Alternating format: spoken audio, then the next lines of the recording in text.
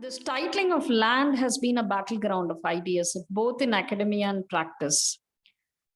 We have an interesting lineup of presentations today, but before handing it over to the panelists, I would like to lay down a few questions in order to start the discussion rolling. A title, as we know, is a symbolic abstraction of bundle of rights and property in land or house. And the planning literature frequently describes titling as a process of extending documentary evidence to squatters, confirming their individual ownership rights in land. From this perspective, titling is viewed as a turning point in tenure security. The benefits of the process, as all of us know, are typically described as enormous, with arguments such as the one presented by economist Hernando de Soto in The Mystery of Capital, who claimed that formalization of property rights enables poor nations to lift themselves out of the poverty. Whilst I would continue the discussion after the speakers have spoken, but I'd just like to lay down a few questions. Does titling necessarily guarantee security of tenure in the long run? And whether titling projects and programs really benefit the squatter settlements? Who benefits from this approach? What will be the effects of titling on land and housing markets? And would it lead to gentrification and displacement?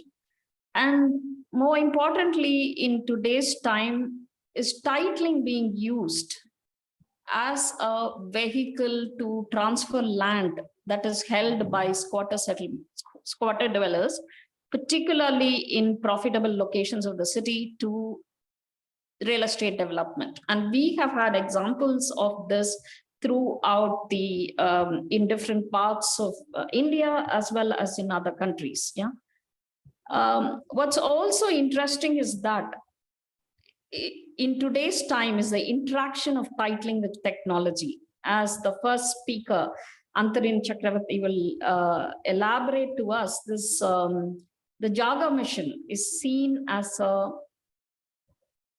it's seen as a successful mission today, and the use of drones, geotagging, and digitization of titles is something that we see in a number of projects.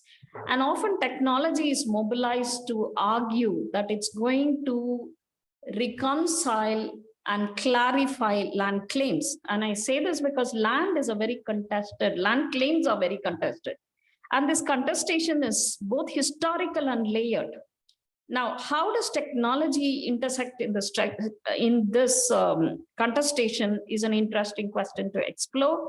And I look for, and all of us can look forward to Antarin's presentation to hear more about JAGA mission and its experience. I say this also because boundaries, whether you use drones or you use any technology, boundaries are a very, very contested issue, right? Particularly the boundaries that we record in our current titling papers are negotiated one. How does the use of this technology is going to intersect with this negotiation? It's also because previously India had this urban spatial information framework project, and you had a project called Collab Land, about which we don't hear at all, and partly because they had real difficulties in identifying exact boundaries. The boundaries that they mapped using GIS technology and spatial technologies, and what they found on the ground were too different. And to reconcile it would mean opening up a lot of conflicts, and many states refused to sign up to Collab Land or implement the project after a particular time. So it will be interesting to know how it works in the JAGA case. But another interesting question in the Indian case is, what does titling really mean? Because the understanding in a lot of these titling discussion is somehow title is a homogeneous document, and it's going to guarantee uniform terms of rights to squatter dwellers. But if you look at the instances from India, from different parts of the India, the titles that are given are very different. They do not necessarily give you transaction rights. They could be a license or a lease, or they could have a very short tenure between 2 and 30 years, as in the case of Madhya Pradesh and Odisha.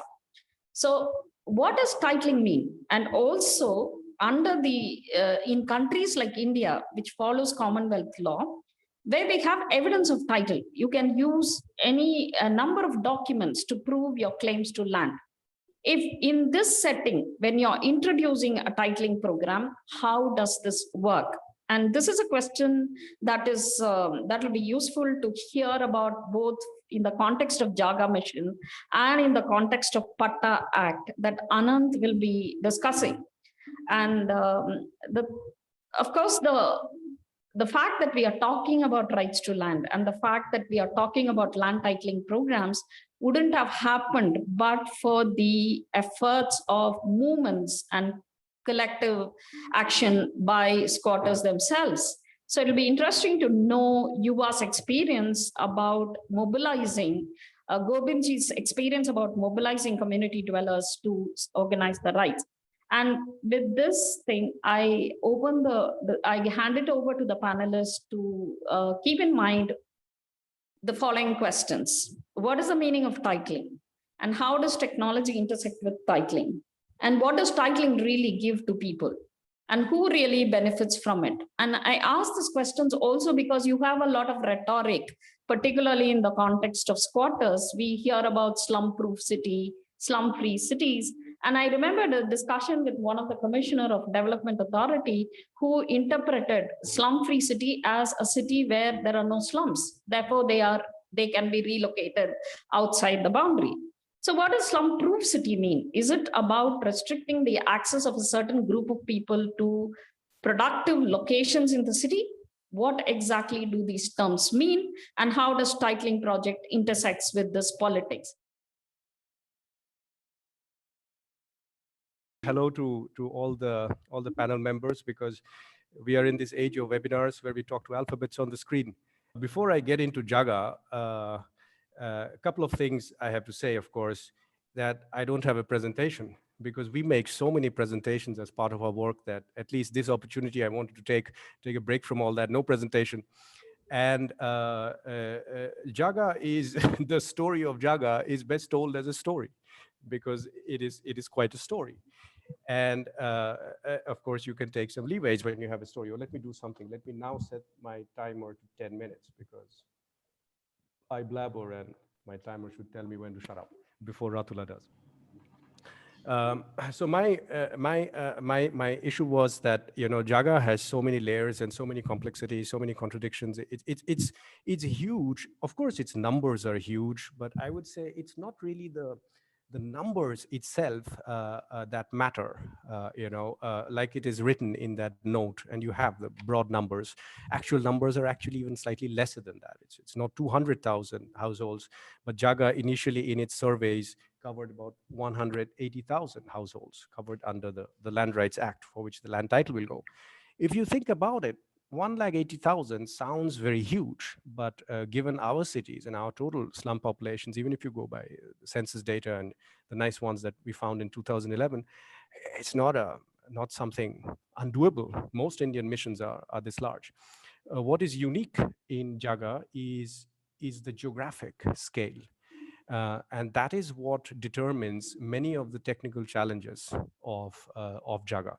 I will also say that I am not going to be led into this trap that, you know, Antharan will talk about technology and rights interface. Technology and all sorts of things are secondary. They are tools. GIS is a tool, just like hand-drawn maps are a tool. What questions they address, what they solve, and why they are being deployed is the most important thing. Many of the problems that we see in contemporary urban planning or urban projects in India is an overemphasis given to the technology over the actual issue that the technology is going to resolve. So it becomes like the mission for the technology rather than the technology for the mission. And that is actually, it's not just a way of saying, it is actually what happens. The mission ends up generating funds for technology firms way before the mission starts delivering what it is supposed to deliver to the actual beneficiaries. So, so that's, by mission, I'm not meaning here JAGA mission, I'm saying generally. So the another very interesting aspect of JAGA is that JAGA is contradictory, it's dialectical. For example, look at me. I dislike individual land titling. I absolutely do not like Hernando de Soto, but I do like JAGA mission a lot. And there are people here in this panel who have known me since the day one of JAGA, like Manikandan is here, I see. Charlie is here. These people know that I'm not kidding. I'm telling you the truth.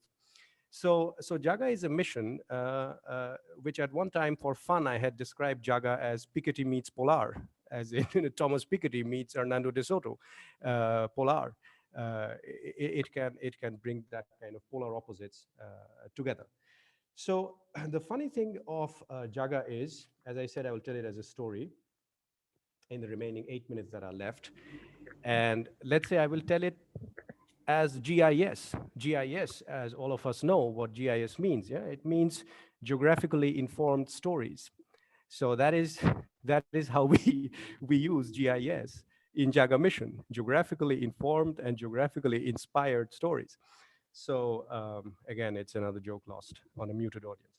But so JAGA mission, as we know, started. It started in August 2010 when the ordinance came out. And what I would do here is, as I will give you the story, as I will give you the narrative, you will of course get the cues with which you will attack the narrative, right?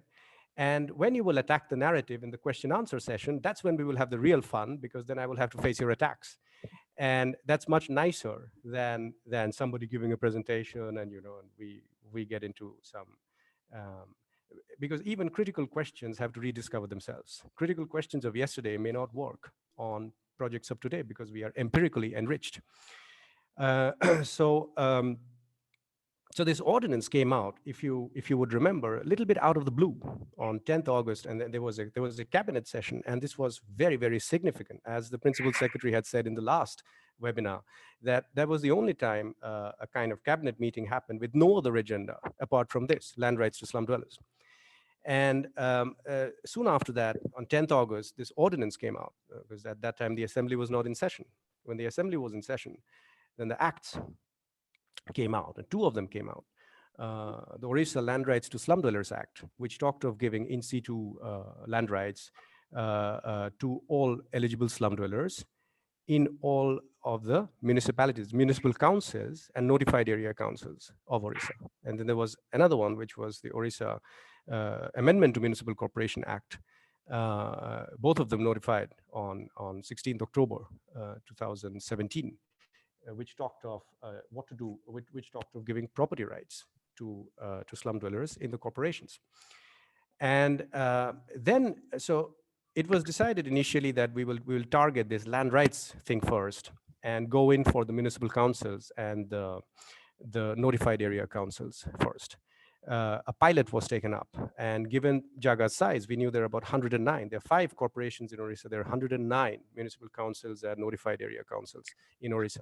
So we are talking about a spread that goes all the way from the boundary of Odisha to the north, like we have, close to West Bengal, Balasore and all the way down south to Malkangir, and all the way from the coast. And then we go towards Sambalpur, Nuapara, all these districts. So it's spanning across 30 districts. It is spanning 109 cities and towns, slums within those cities and towns. And how do you cover that, and how do you cover that in a reasonable amount of time?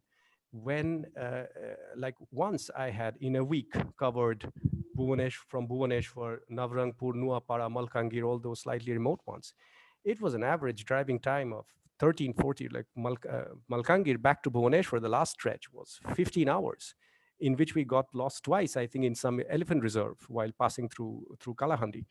So that is what let's say field work would mean in JAGA, right? So So JAGA, of course, I mean, I will not get into too many details of the act. Those are there in the act. JAGA created these. So after that came out, then we wondered, what is, of course, you will have to map. I mean, when you are talking of individual titling, you would have to map stuff. And you would have to also undertake household surveys. It was decided that we would use drones only as a hit and try. First, we thought, should we do it like Ray did?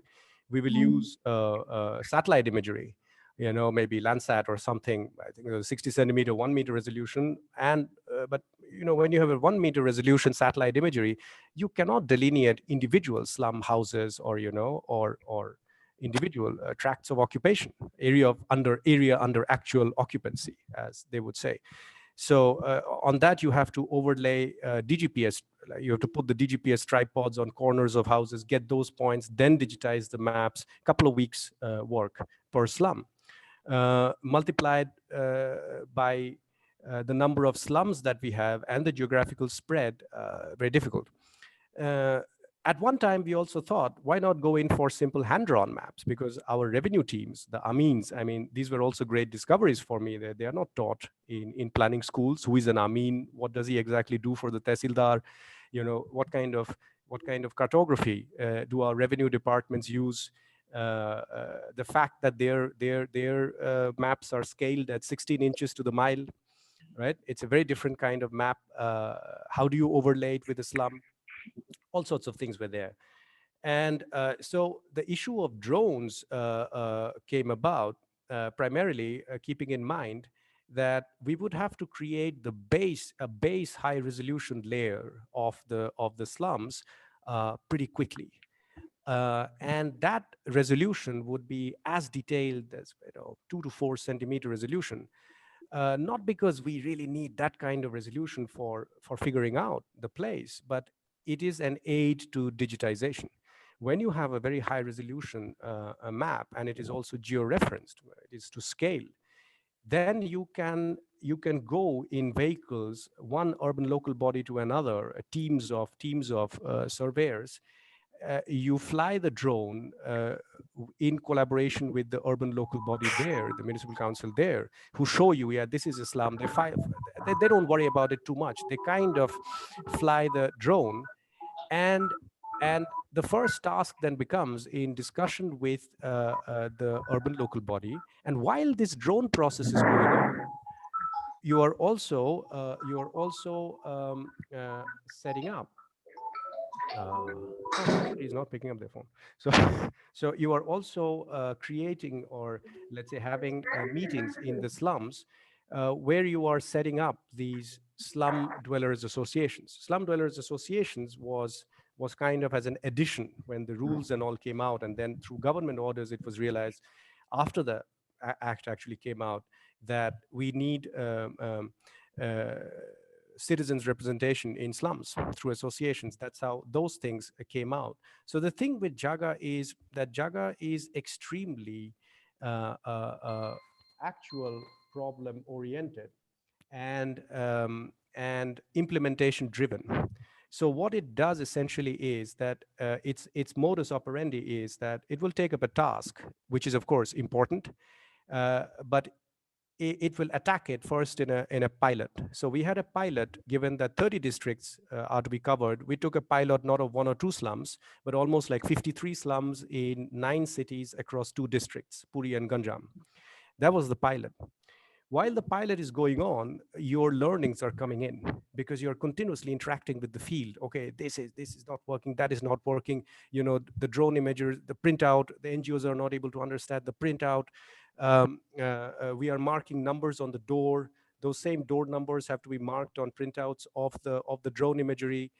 That door number will become the unique number. These are of interest to, okay, let's say those who are GIS enthusiasts and stuff, but they were very critical in the overall process. For example, the door number, the demarcator, was also taken as the unique ID in the GIS database, based on which the survey data and the geographic data would get linked up, so that when you will click on a particular polygon, you will know this is the person, this is the details of this person, these are the area specifications, and as per the parameters of the act, this person is eligible or not.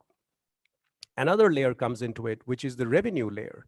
Is this actually leasable, tenable oblique leasable? Because tenable, as per act, would always mean physical characteristics. Is it possible for people to survive and live there or not? But sometimes in JAGA, it was used interchangeably with leasable in daily parlance. And so is it like, if it turns out, for example, the land belongs to actually to reserve forest, what are you going to do? Let's say the land belongs to kisams of land, revenue details are stored in khatas, and khatas contain plot numbers, and each plot number then has a particular kisam, and this kisam would determine, let's say, what is its typical land use, and rural kisams, which are also continuing in, of course, many of these small and medium towns, would say gochar land. It's a grazing land.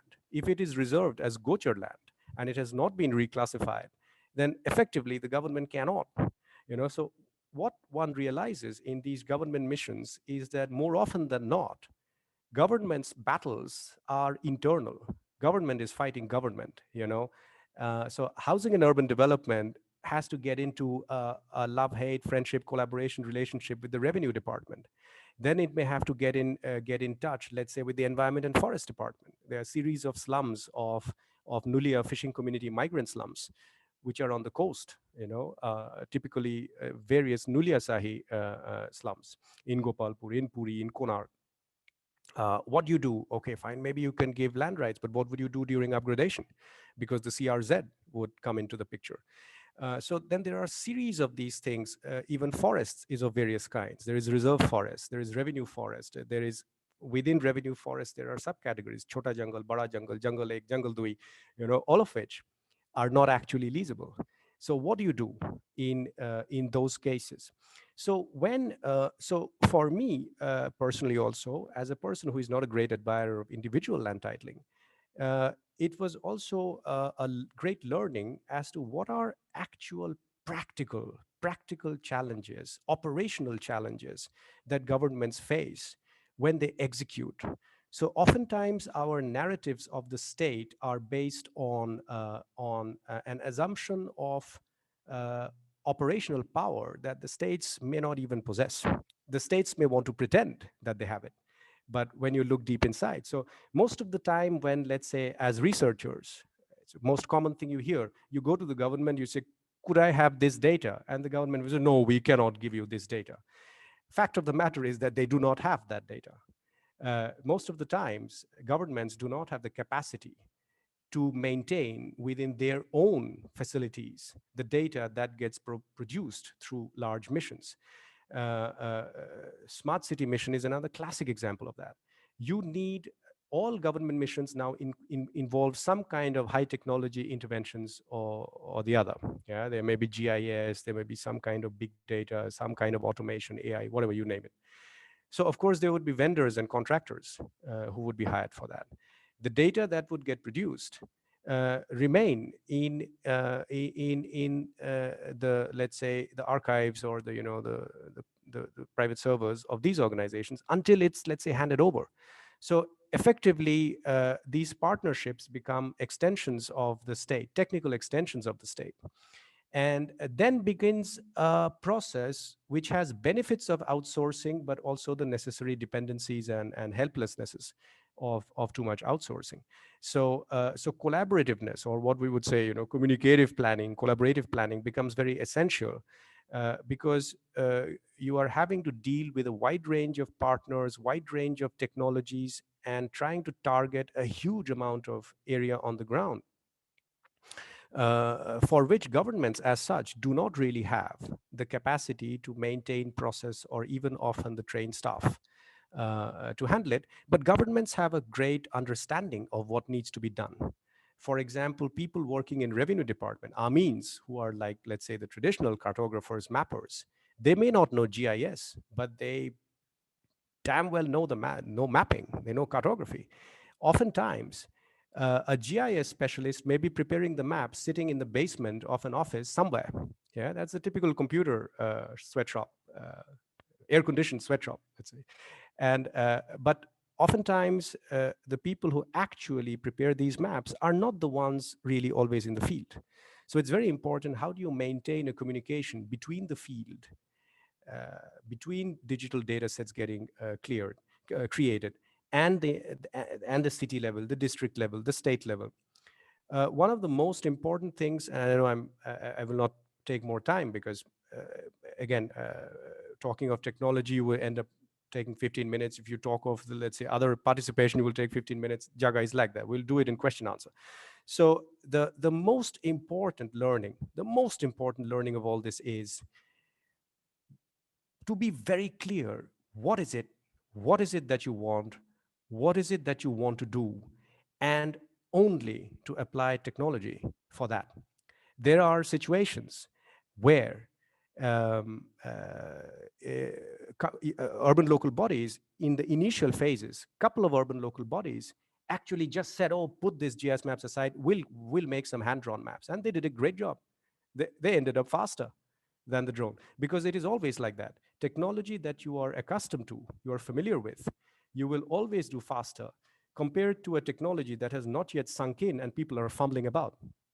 But as they start using it, as they start seeing the benefits of it, then of course they realize that there are certain advantages. The danger in India, of course, is that often technological interventions are used only for the sake of showing a kind of coolness, technological coolness. Oh, we are doing drone map. Oh, we are, even sentences don't make any sense. Somebody would say, we use satellite imagery to map land use violations. How exactly can satellite imagery tell you how to map land use violations? For that, you need to know what are the land use rules in the first place. Satellite, the good thing about computers is that thankfully they don't think. I mean, we are not Terminator age. So computers wait for commands for us. So essentially, and JAGA, because it was very, very, let's say, um, it's very ambitious and also very unambitious at the same time. It's very ambitious in the long term, but what it wants to do at every stage is something that they feel that it is challenging, but I'm confident I can do it. And I'm never 100% sure, but I think this one I can do. Now, when they do that, then something very important happens. In significant municipalities, let's say the notified area council of Gopalpur suddenly feels a sense of confidence, and then they get recognized. So it creates a strange kind of energy and spotlight on otherwise remote, small places. And and by achieving these milestones, you keep on achieving, and then you reach the scale where suddenly, let's say, you are also ready to take on the bigger cities. Because if you this is, let's say, my point of view, it's not the really the government's alleged point of view, but my take on it is that had we let's say taken JAGA to the bigger cities first, maybe we would have been knocked over, because at that time really nobody truly believed in the mission. I mean, when the pilot stage was going on, honestly, many of us, including me, we thought that maybe after pilot it's going to close down, or then, okay, the next, okay, maybe after the May 7th large event, government got so much publicity, maybe it will close down. But kind of it goes on, so it contradicts the allegation that it may want to wrap up after a certain stage.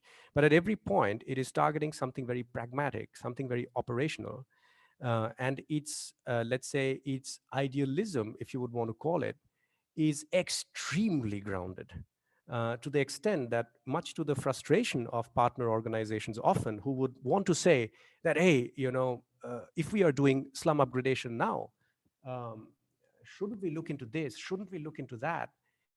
And then it's never the government telling us, but always, like, we have Zoom meetings which has on a regular basis like 150, 200 participants, because since COVID started, and like our Zoom meetings include everyone from the barababu of the municipality to the principal secretary on.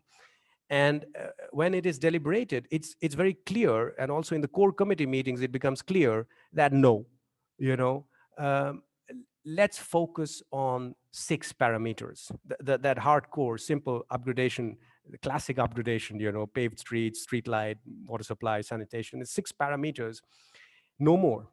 And then the question is, why? Because Jaga's thing is that it's not enough for me if I do something remarkable in 5 slums.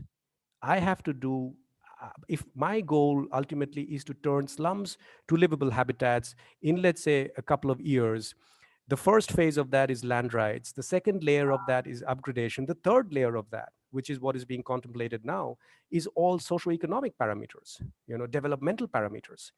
But JAGA will never be convinced that on day one itself, you address the developmental parameters. It is kind of brutal in its pragmatism, but also thereby successful, that it does not do things which will make it die a quick death. I'm going to speak mostly in Hindi, so please, if someone is going to translate the things for few people, basically from the people perspective, I'm going to speak on my presentation. I think I've gone through this 3 states, not exactly with Punjab and Odisha wala patta act, but Madhya Pradesh act I know very well. लेकिन मैं थोड़ा सा ओडिशा वाले और इसके साथ में गया हूँ. They are more or less same. They are more or less same. MP वाले में थोड़ा सा कुछ पावर है, कुछ दिए गए हैं कम्युनिटी के हाथ में. ये निकल कर आया, ये समझ में आता है. दूसरा ये है कि मेरी बातें शुरू करने के पहले, और मुझे प्लीज आप रोक देना 2-3 मिनट पहले, क्योंकि मैं भी जब बोलता हूं तो अमिता ताई जानती है, मैं बोलता चले जाता हूं और रुक नहीं पाता हूं. तो मुझे ये लगता है कि चाहे इसमें कितनी भी अनोमलीज हैं, कितना भी गलतियां हैं, लेकिन there is a need of such state specific laws in every state, not only in Odisha, Punjab and Madhya Pradesh. क्योंकि जो सेंट्रली डम्ड हमारे पास में आते हैं, I don't want to name those schemes, but उसके आने से बहुत सारा प्रॉब्लम क्रिएट होता है, क्योंकि वो ग्राउंड रियलिटीज से दूर होते हैं, उनको ग्राउंड रियलिटीज पता नहीं होती है. सॉरी टू से, जो कंसल्टेंट्स होते हैं वो कहीं और बैठकर किसी चीज के बारे में तय कर लेते हैं. Condition differs from city to city, state to state. लेकिन होता यह है कि जो सेंट्रली डम्ड स्कीम आता है वो सारे जगह पर एक जैसा लागू होता है, और जिसकी वजह से बड़े पैमाने पर एविक्शन देखने होते हैं. जैसे in name of housing reforms हम पिछले 3 साल से 4 साल से देख रहे हैं कि in name of housing reforms आया. एक ऐसा हाउसिंग रिफॉर्म्स जो लोग अपने घरों में रह रहे हैं, उन लोगों से पूछा नहीं जा रहा है कि whether you want reforms for yourself और नॉट. बट नहीं, हम तैयार हैं, आनंद हमें बड़े बालों में अच्छा नहीं लगता है, आनंद को जबरदस्ती पकड़ के बाल कटाएंगे. एंट्रीन के बाल जो है वो छोटे हैं, एंट्रीन को बड़ा करेंगे, दाढ़ी वाड़ी बढ़वाएंगे, है ना. तो ये सब चीजें जो है मैंने थोड़ा वीडियो खोल दिया इसीलिए. तो ये रिफॉर्म्स के नाम पे जो आता है, ये एक बहुत ही बड़ा मैस क्रिएट करता है. क्योंकि मैं फील्ड में काम करता हूं, मैं बहुत सारी सिटीज में गया हूं. यहाँ पर कुछ गुजरात से एक साथी बैठे हैं, आदेश, कुछ और लोग बैठे हैं, अंकित बैठे हैं. ये लोग जानते हैं इस चीज को कि जो सेंट्रली डम्ड आता है वहां पर हमारी पहुंच नहीं होती है. लेकिन अगर हम स्टेट स्पेसिफिक की बात करें तो स्टेट स्पेसिफिक में अप्रोच होती है, हम जा सकते हैं, स्टेट में बात कर सकते हैं, उसको इंक्लूसिव बना सकते हैं. अगर स्टेट स्पेसिफिक कुछ आता है तो ठीक है, चाहे कितना भी गलती, कितनी भी अनोमलीज हैं, इसको आप किसी भी चीज को लेकर बात करेंगे आप, लेकिन ये होना जरूरी है. मध्य प्रदेश में सबसे पहले 1984 में ये पट्टा इंट्रोड्यूस हुआ, और उस वक्त इसको इंटरनेशनल नेशनल फेम काफी मिला, क्योंकि फर्स्ट टाइम ऐसा कुछ हुआ था जो कि अर्बन पुअर रेसिडेंट्स के लिए ये इंट्रोड्यूस हुआ था. और लोग खुश थे कि पहली बार उनको आइडेंटिफाई किया गया है. They have some paper in their hand regarding their land, their existing land where they are living. तो ये एक बहुत ही एक बड़ा लोगों को फील हुआ था. उस वक्त मैं तो 6-7 स्टैंडर्ड में था, इतना उस वक्त मुझे समझ नहीं थी. लेकिन 84 के बारे में जब लोगों से अभी बात करता हूँ, जब काम करने के दौरान, तो लोगों को काफी उसको लेकर काफी एक जोश था लोगों के अंदर. और उस वक्त 23,000 फैमिलीज को ये दिया गया था. 23,000 फैमिलीज को अर्जुन सिंह गवर्नमेंट थी उस वक्त दिया गया था. 98 में मैं आपके पास इसके डायनामिक्स के पीछे जाऊंगा. इसके 2 साइड्स हैं. एक वो साइड्स जिसमें कैसे diplomatically the nexus of bureaucrats, politicians and builders as used in their favor. और एक वो था जहां पर हम जैसे लोग या कम्युनिटी के लोग जो थोड़ा बहुत काम करते हैं, उन लोगों ने कैसे इसको टर्न करने की कोशिश करी लोगों के फेवर में।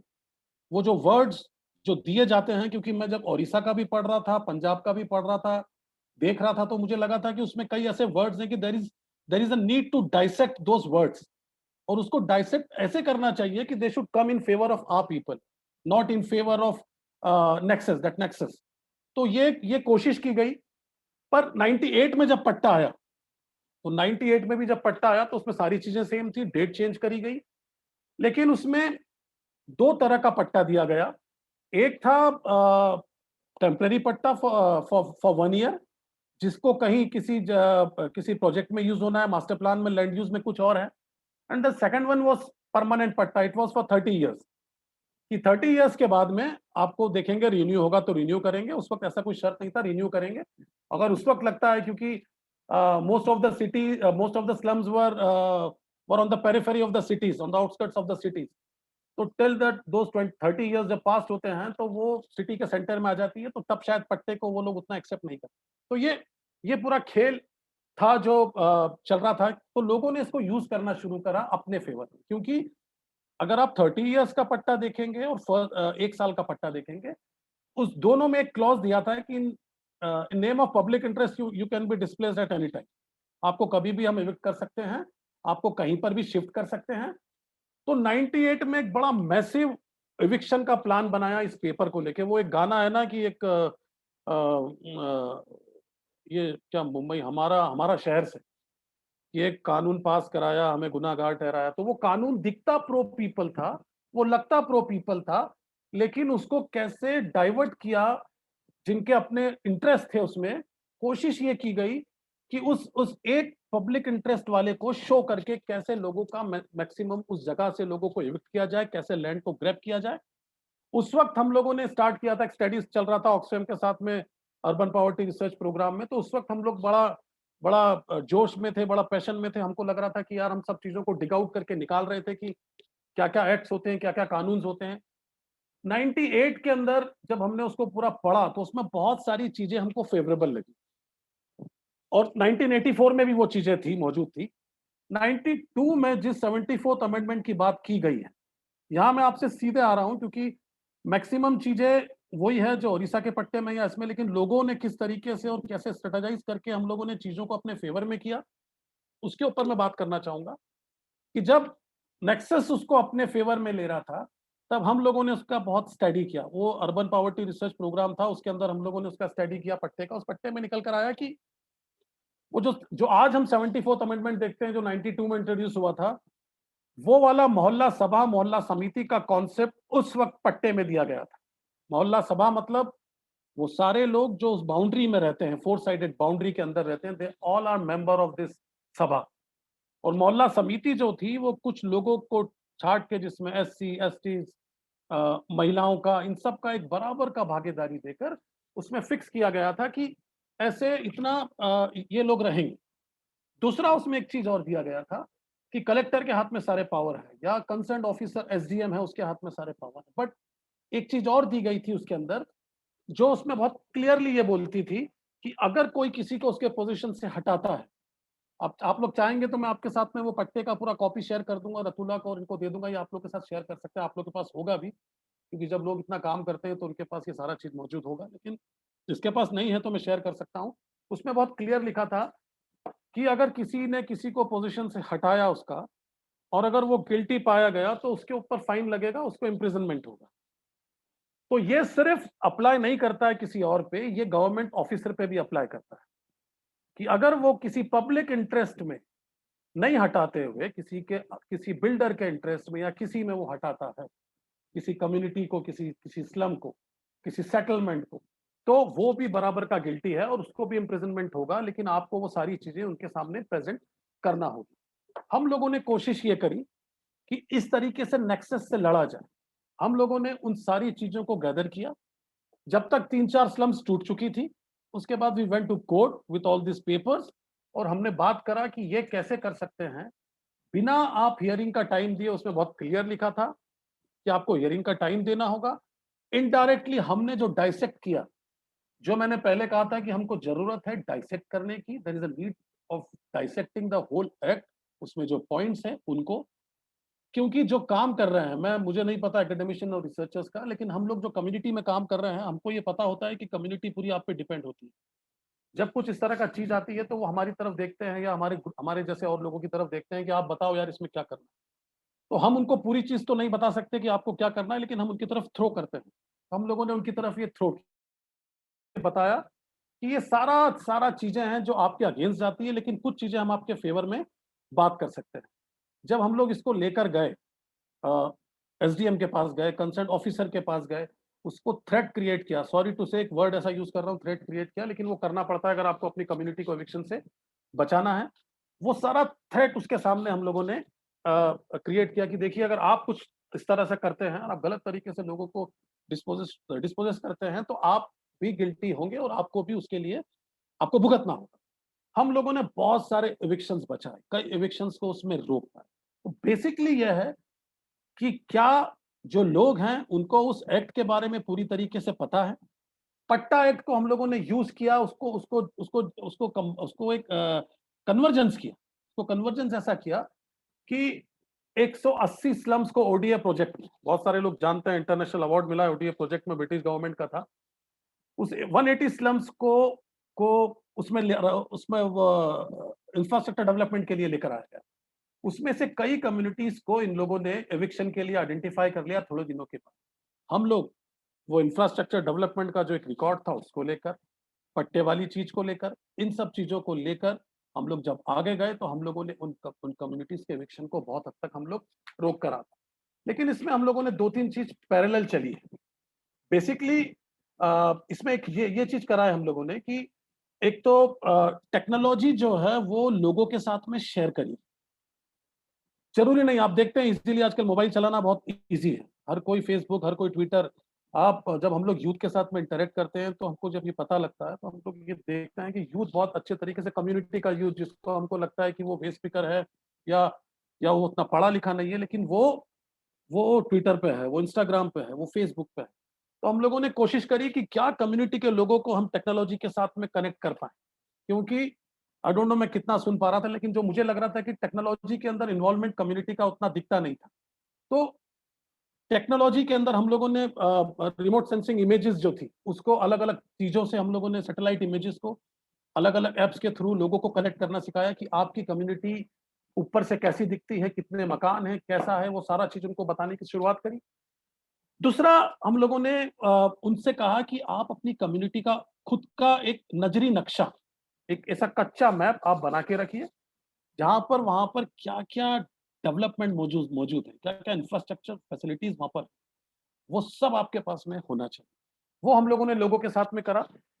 तो कोई कमेटी अगर बाहर से आती है या कलेक्टर के द्वारा या म्युनिसिपल कॉर्पोरेशन के द्वारा, तो कोशिश ये की जाती है कि वो हमारे सर्वे को प्रेफरेंस दे, ना कि उनके द्वारा किए गए सर्वे को। क्योंकि अगर वो उनका सर्वे करते हैं तो उसमें बहुत सारे लोग मिसिंग होते हैं। जैसे टेनेंट वाला बात चल रहा है कि टेनेंट को, हमारे यहाँ जब मोहल्ला समितियां जो बनी हुई है वो पहले से बनी हुई है, अभी हाल फिलहाल तो हम लोगों ने कोशिश ये करी है कि वो मोहल्ला समितियां सर्वे करें। मोहल्ला समितियां कहे कि हम लोग रिकॉग्नाइज कमिटीज हैं इस कम्युनिटी की, हमारे पास जो डॉक्यूमेंट है हमारी कम्युनिटी से रिलेटेड, उसको आपको मानना पड़ेगा, उसको आपको रिकॉग्नाइज करना पड़ेगा, उसको आप मना नहीं कर सकते, एक्सेप्ट करने। ये हम लोगों ने कोशिश करी। कोशिश दो चीज और जो मुझे लगती है कि एक कंसेंट और कंसल्टेशन में फर्क होता है। जब हम किसी के लिए कोई स्कीम लेकर आते हैं तो ज्यादातर जगह पर यह हो रहा है कि वो कंसल्टेशंस करते हैं, छोटी छोटी मीटिंग्स करते हैं और उसको कंसेंट बताते हैं। तो there is a difference between, तो ये ग्राउंड पे काम करने वाले लोग के हाथों में है कि वो कैसे कंसेंट और कंसल्टेशंस के बीच में फर्क करके रखे कि ये कैसा है। मास्टर प्लान के अंदर कई बार इस पट्टे का यूज कैसे हुआ, जो मैंने आपसे शुरू में कहा कि पट्टा क्यों जरूरी है, कैसा कागज है जो कागज हमको हमको भरोसा दिलाता है, हमारे पास में एक ऐसा टूल है जिसको लेकर हम आगे बढ़ सकते हैं, लड़ सकते हैं किसी भी ब्रूटल इविक्शन के, किसी भी इलीगल इविक्शन के अगेंस्ट में। मास्टर प्लान निकला, हम लोगों ने मास्टर प्लान के साथ में इसको कन्वर्जेंस किया। मास्टर प्लान निकला, मास्टर प्लान में कई कम्युनिटीज को एविक्शन के लिए मार्क कर दिया गया, उसमें उनका लैंड यूज अलग बता दिया गया, लैंड यूज चेंज कर दिया गया। हमने कहा कि जब आपने इनको पट्टा दिया था तब आपने क्या देखा, आपने जब इनको पट्टा दिया है तो इसका मतलब यह है कि ये आपको इनका लैंड यूज जो एग्जिस्टिंग इनका लिविंग स्पेस है उसमें आपको residential for the weaker section आपको रखना पड़ेगा।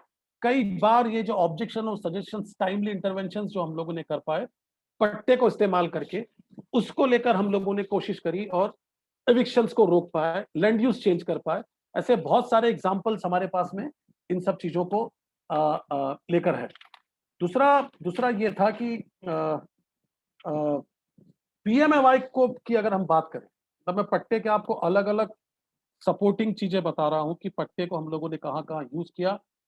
सस्टेनेबल कम्युनिटीज बनाने के लिए, communities free from threat of evictions बनाने के लिए हम लोगों ने क्या कोशिश करा। पीएमएवाई के अंदर 4 कंपोनेंट्स दिए हैं और बाकी 3 कंपोनेंट से हमको लेना देना नहीं, लेकिन जो बीएलसी कंपोनेंट था, तो म्युनिसिपल कॉर्पोरेशंस में तो नहीं, लेकिन म्यूनिसिपालिटीज में मैक्सिमम पट्टा होल्डर्स को कोशिश की गई कि बीएलसी के थ्रू पैसा मिले और वो अपने मकानों का रिनोवेशन कर सके, क्योंकि जब एक बार ऐसा पैसा मिलता है तो आप बहुत हद तक अपनी बस्ती को इविक्शन के थ्रेट से, हमारा एक ही मोटो होता है कि कैसे भी करके थ्रेट ऑफ इविक्शन को हम लोग कम कर पाए। तो पट्टे को हम लोगों ने अलग अलग तरीके से हर बार उसको हम लोगों ने यूज करा है। और दूसरा ये था कि पट्टे को लेकर अब ये पट्टा 98 के बाद में 2003 में दिया गया।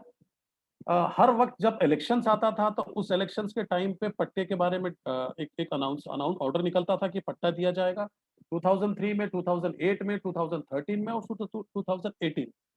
लेकिन 2018 में कोशिश ये की गई कि अब हम बियॉन्ड पट्टा जाने की बात करें। बियॉन्ड पट्टा इन द सेंस कि जैसे जब भुवनेश्वरी बात कर रही थी तो वो कह रही थी कि ये लीज होल्ड राइट है, for certain time of period है, इसको लेकर कोई गारंटी नहीं होती है। और जो मैंने भी अपने अपने शुरुआती चीज में कहा था कि इसको लेकर कोई गारंटी नहीं है, क्योंकि हमें पता है कि शायद 30 साल बाद जब हमारा कम्युनिटी सिटी के सेंटर में आ जाएगा, जब उसका लैंड जो है वो प्राइम लैंड हो जाएगा, तो माइट भी हमको वहां से एविक्शन का खतरा होगा।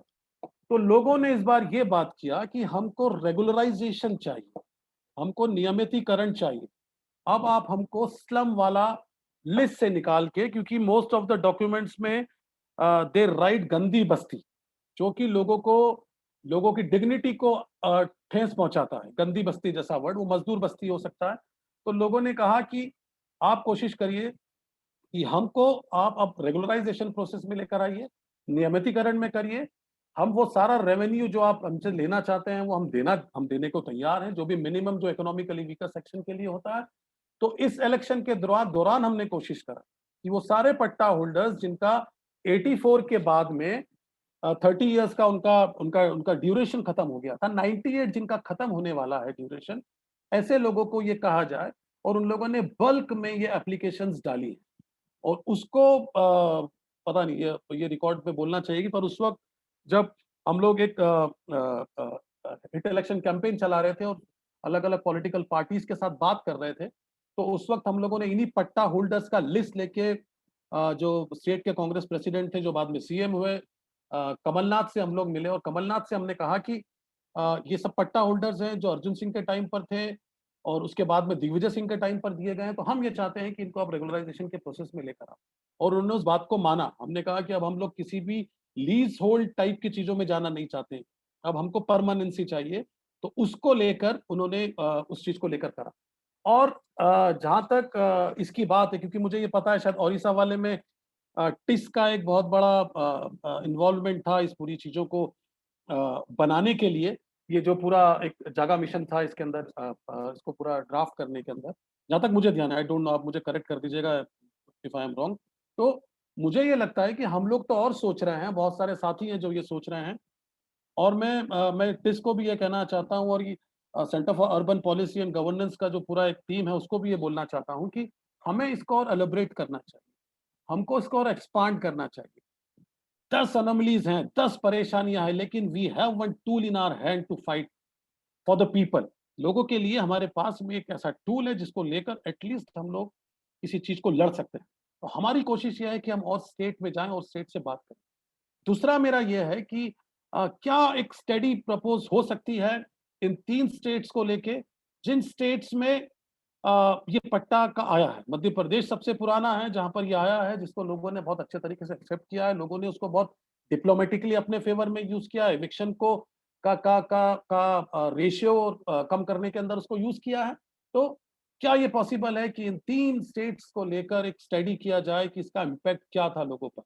क्या एविक्शन का रेट घटा है? जो आप आइडेंटिटी की बात करते हैं, आप सोशल स्टेटस की बात करते हैं, आप इकोनॉमिक डेवलपमेंट की बात करते हैं, उसको लेकर, क्योंकि हमें जो नजर आया, लोगों में एक भरोसा था, एक उनके हाथ में पावर आया। इवन मुझे ये अच्छी तरह से पता है कि हमारी कम्युनिटी के कई लोगों का बेल हुआ करता था, क्योंकि वो सिक्योरिटी के तौर पर कोर्ट में पट्टा लगा करता था। तो पट्टा कितना पावरफुल था? क्या उड़ीसा का पट्टा उतना पावरफुल है? पंजाब का उतना पट्टा पावरफुल है? ये मुझे नहीं पता, लेकिन यहाँ की मोहल्ला समिति, मोहल्ला सभा, एविक्शन होगा तो कलेक्टर और concern officer has to take permission from the मोहल्ला समिति will move to मोहल्ला सभा, वो उनसे बात करेंगे, उनसे जब अगर कुछ लेंगे, परमिशन लेंगे, फिर वो कलेक्टर के पास आएंगे। तो it is a long process. तो वहां से एविक्शन रुकता है, फिर उसके बाद में अगर हम लोगों ने उसमें सारी चीजों को निकाला है, छाटा है, डाइसेक्ट किया है और उसको कम्युनिटी के साथ में शेयर किया है, तो कम्युनिटी को किसी आनंद का जरूरत नहीं है, किसी और का जरूरत नहीं है। Community itself can fight for their own right.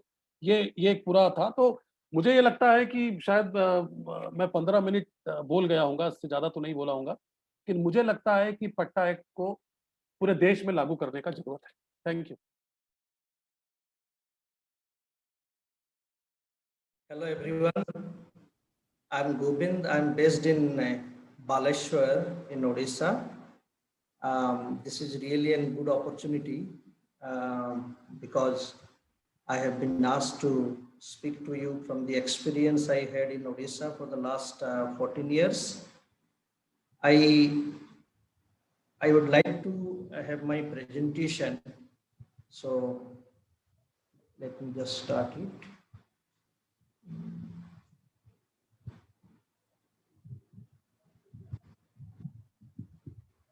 Is it visible? Yeah. Yes. Can you maximize your screen, Govinda? Yes. Yes, thank you. So I think I'm the only odd man out. I have a presentation, but I think most of my job is simplified by Antarin and Anand. I just wanted to share a little bit of my background with the issues of housing and especially the low-income neighborhood. I started working on the issue when I was a student of TISS and I was placed with the slum placement. I had the slum placement. From that time onwards, I have been working with the issues of the slum and the low-income neighborhood. And that is how my experience is built on the work in the slum space. I just wanted to share this particular picture because I have a connection with this project. I was heading the planning and the community mobilization under this Odisha Disaster Recovery Project. This was funded by World Bank, and this was one of the biggest social housing project in India, where 30,000 houses were supposed to be constructed in a record period of 2 years initially. This was a mammoth task. It was really a very good experience because I was working under the dynamic leadership of one of the bureaucrats in Odisha, who was heading revenue and disaster, Odisha State Disaster Management Authority at that time, Taradhaji. Why I called it, it was a historic project because of the rich experience of that officer. This was kind of an impossible task in the beginning. Just imagine people and the habitation in that areas in the bordering areas of the Bay of Bengal and close to 5 kilometers. They were given the land record, the land rights up to 1,000 square foot per household, and The house size was 300 square feet, and the involvement of the I was part of a renowned NGO that time, and we could have dignified housing because people had land. So in the run up for this successful completion, we also ensured that people put in their money for dignified housing. Having said this, I won't get much into the JAGA mission as such, but some of you, if you are not fully aware of JAGA mission, here are some statistics and some information, but as we are running out of time, I will just quickly run through this initial 2-3 slides. By March 2021, there was all sorts of choicest processes as it is put in any policy or any scheme. It is there. I will come to my share of the challenges, my experience in the next slide. So 500 plus slums have been delisted, and there is a target that in next 2-3 years they will try to list all the slums. So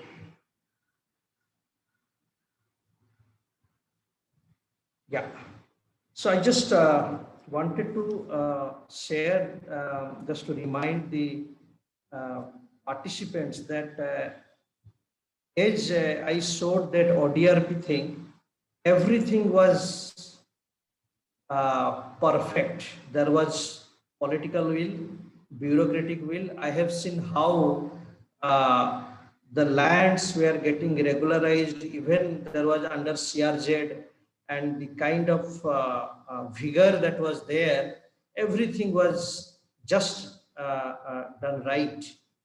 But as you have seen the posting, that was in February 2021, most of the houses are lying vacant because they were from the most of the relocated houses, those were lying vacant, even if it has all the modern facilities.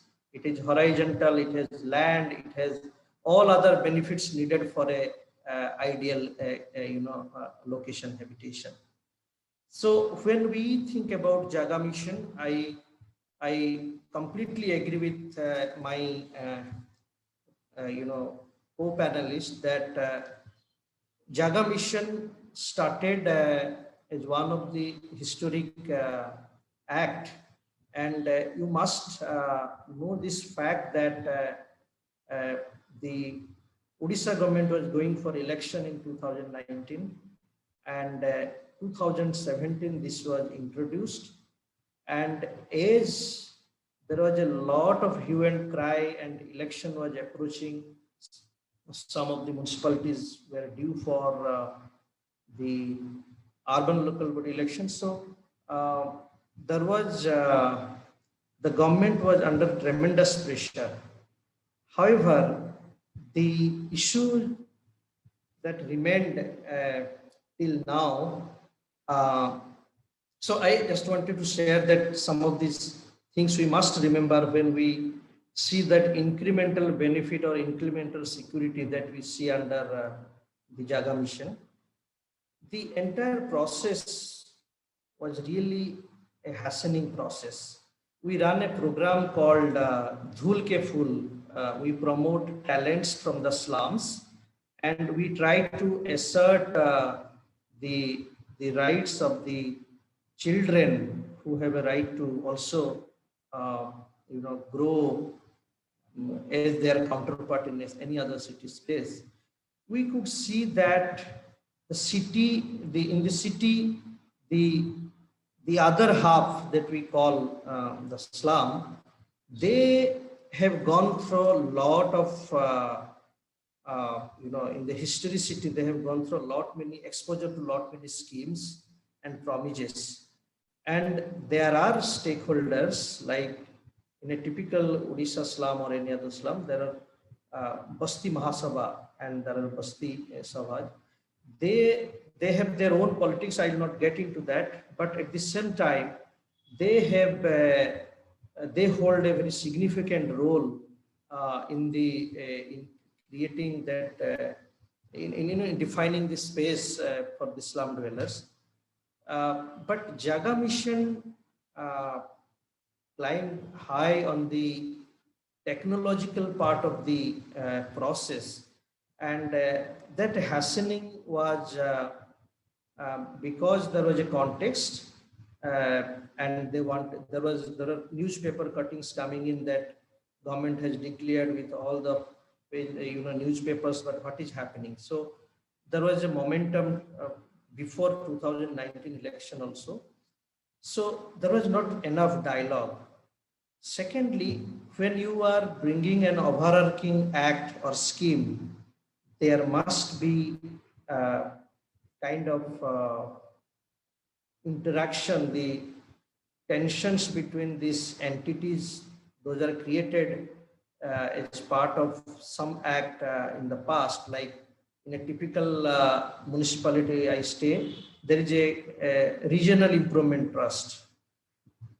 I myself, we were given a land in long back, and I am not able, there are close to more than 1,000 households in this city. They have legal land records, but they are not able to build their house because of the faulty, the corrupt practices in this improvement trust. And just imagine, without having consultation with some of these important bodies who still holds the planning, this was implemented in an urban space. Second thing, as I told you, this technology, the harping on the technology, there were a lot of gap in the survey done, and there was no, so what was happening typically when, unlike the privileged group, they have a very closely knit society. So whenever there was, houses not covered, or there were a lot of, some of the households were not consulted, they always bargain as a group. And that has, there is a departure, I could see clearly, that the earlier slum, which was a united slum, and there were more, cooperation, immediately that has started breaking, and that has its own pros and cons. Then it comes to these missing slums. There's a particular slum I am associated with. We have done a PIL. That slum is under PWD land. But that slum was not at all mentioned, though people are staying for more than 30 years without their ration card, legal connection. But that slum, got missed from the survey, and they were not told to the survey team. And survey team used to go to the ULB. They didn't have their own mechanism to also go around and, cross-check some of these things. So, and as I discussed about this right to housing, are we also thinking about the people residing in untenable land? How do we, when we think about relocating them, are we looking at the opportunity cost and also the minimum housing that they must have? So instead of horizontal habitat, can we think of vertical habitat in some of these places and try to see that they are having more in situ kind of a thing? So, and yeah, the municipal corporations, there are no LRC in the municipal corporation. They have been kept out of the thing. So there is a lot of agitation with the Basti Mahasabha that why they are out of this JAGA mission. So these are some of the intrinsic crises within the institution, outside government. Yeah. So where are the opportunities or the challenges now that the colonies and the livable habitats were supposed to come? the Slum Dwellers Association have been formed very abruptly. There are, one thing I must say, because there are also policymakers in this participant group, all of a sudden, most of the urban affairs are dealt by audit firms instead of civil society organizations with proven track record in understanding the ethos of the community. You find number of audit firms. There are the tendering process of selection of companies, and you could hardly see involvement of NGOs, except the community involvement restricted to some. They have the Slum Dwellers Association instead of institutions who really have a say, and the survey agencies were sometimes hired. They don't have any experience except they have a tools in their hand, and they are given task to do this thing. So Slum Dwellers Association also typically they have they're randomly picked and chosen by the ELB. There is a subservient mindset. So they have a lot of lack of bargaining power. Capacity building aspects are still a far cry. Please, can I ask you to finish by? Yes. So this was my last slide. So I would like to summarize with this thing that there is an act, and there is an official recognition of the people. They have been long left out from the urban space, but we have still a long way to go to see that the inclusion are addressed. Thank you.